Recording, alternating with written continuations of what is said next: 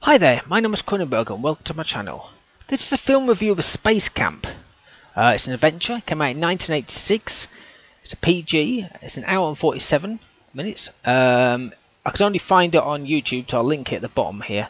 So in IMDb it's 5.7 out of 10, and so it says, the young attendees of a space camp find themselves in space for real when their shuttle is accidentally launched into orbit. Now, this was actually a recommended or suggested video for me to review, so hence the reason why, well, why I'm reviewing it.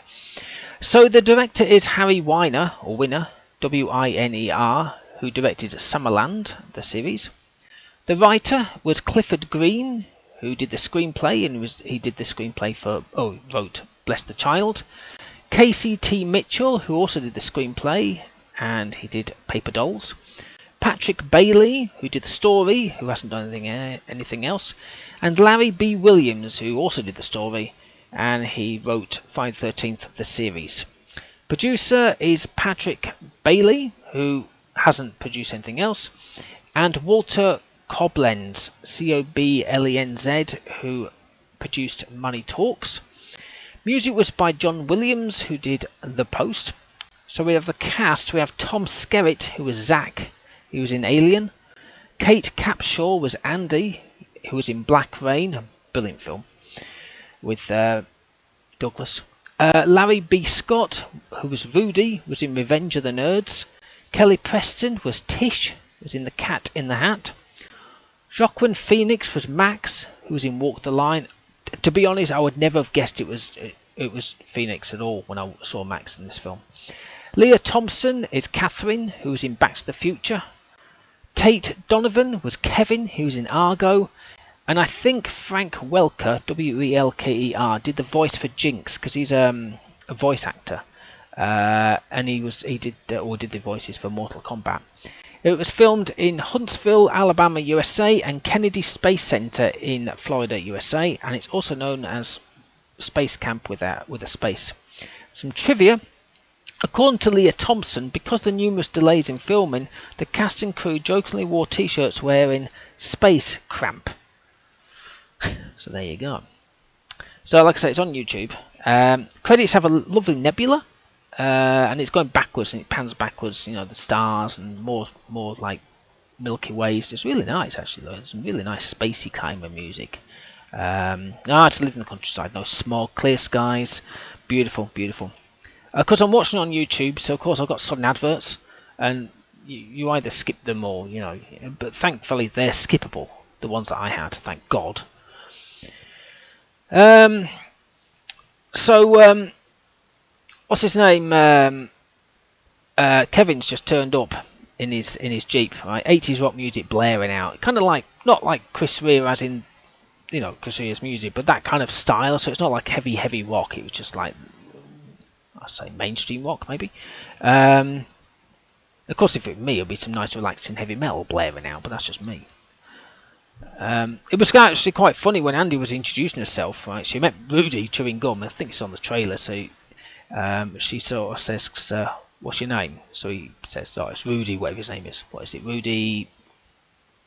Rudy.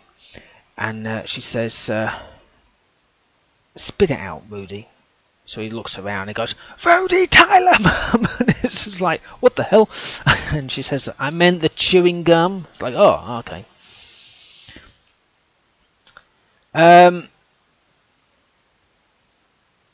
So he calls himself this random guy's name, right?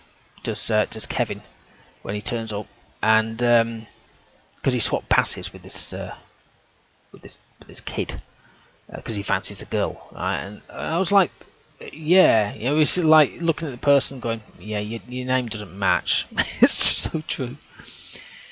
They had Dire Straits blaring out at some point, and I think someone had the Brothers in Arms album on, because I heard about 1 or 2, maybe even 3 tracks by him. I thought, this is cool. Good choice, brilliant album. I don't know anything else by them, but the Brothers in Arms album, very good. Highly recommend that album. Of course, Max has done something no one else can do, including NASA, and that's fix Jinx. Jinx is this little robot. It's a fantastic little dude. So Kevin's speaking to Catherine. Why space? And she's because they're sitting in the car, and she says, well, maybe we can do stuff up there, that we can't do down here because we keep messing it up on Earth. And he says, well, what's the point? As in Earth. As we're just going to all get nuked anyway. She says, that's just an excuse for those not willing to try. And I thought, yeah. So even then, people were thinking that nukes were going to happen and kill everybody. Like they're saying now, we're all going to be in a nuclear war. Well, that was back in, 1986? That red button that every country seems to have, they keep passing it around. We all know what it means. I'm not going to name the countries, but everyone goes, oh, it's going to be this country, it's going to be that country, it's going to, even America, even Britain, we're all going to have a nuclear war. It's like, just get on with it if you're going to bloody set the bombs off. You'll have your 5-minute warning, boil an egg, you can eat part of it, and then you'll be dead. So there you go.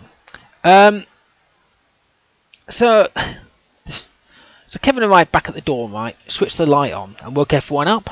But literally, when he walked into the dorm, it was as bright as day in there. And he switched the light on, and this little, I would say, about a smidgen of a bit of extra light appeared.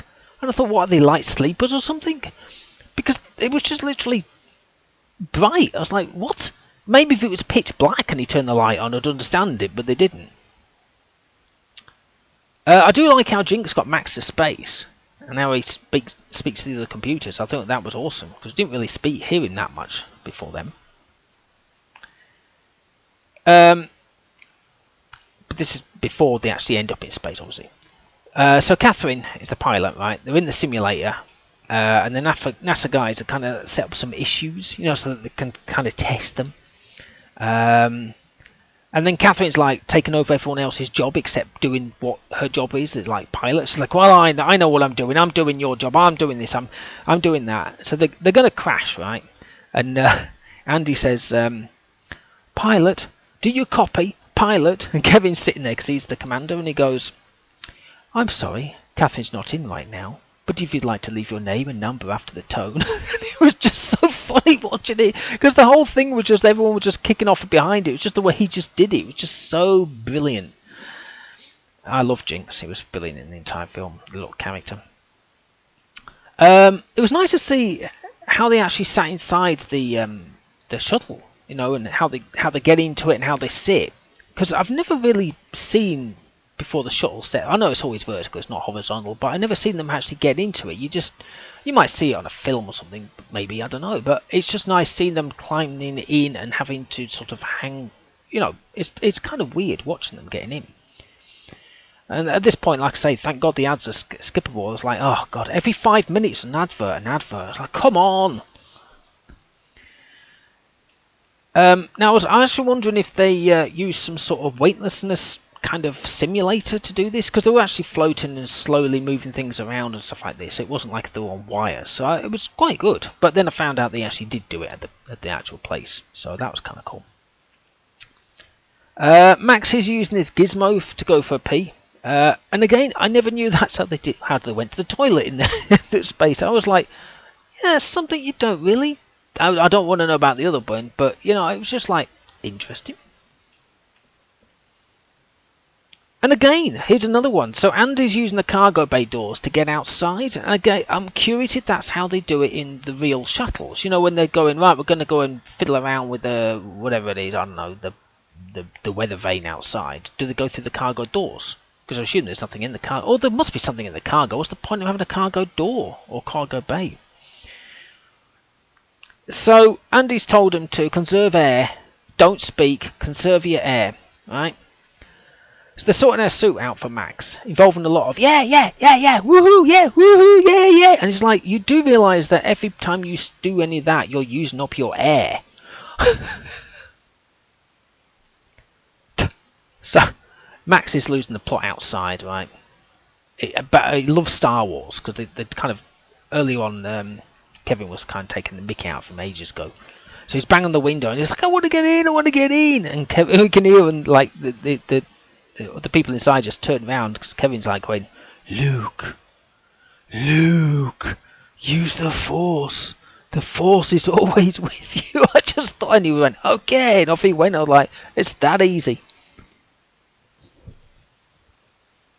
Um, Tish. Right, so there's one point where Kevin and Catherine are having a full-blown argument, and she says, "Can you guys argue without talking?" It's like, I'm pretty sure you've already used up all your air by now.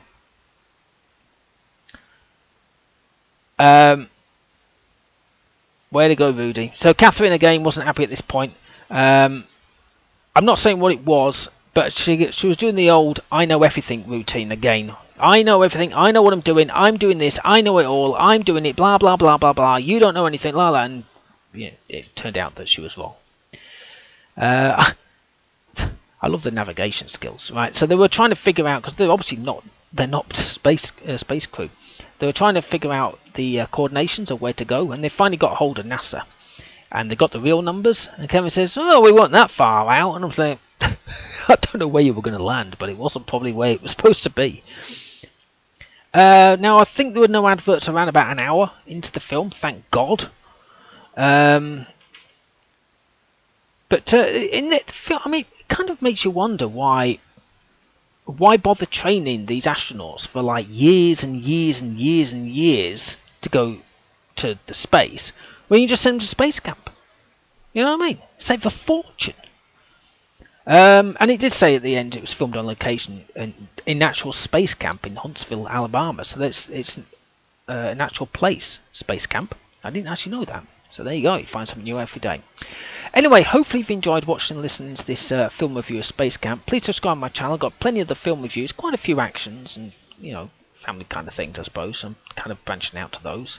I think the nearest one I did was, I believe on the Bellboy, or I can't remember the name of the bloody film. Who knows? The one with Kurt Russell. I've just done it, but damned if I know what it's called. Okay, well, thank you and goodbye.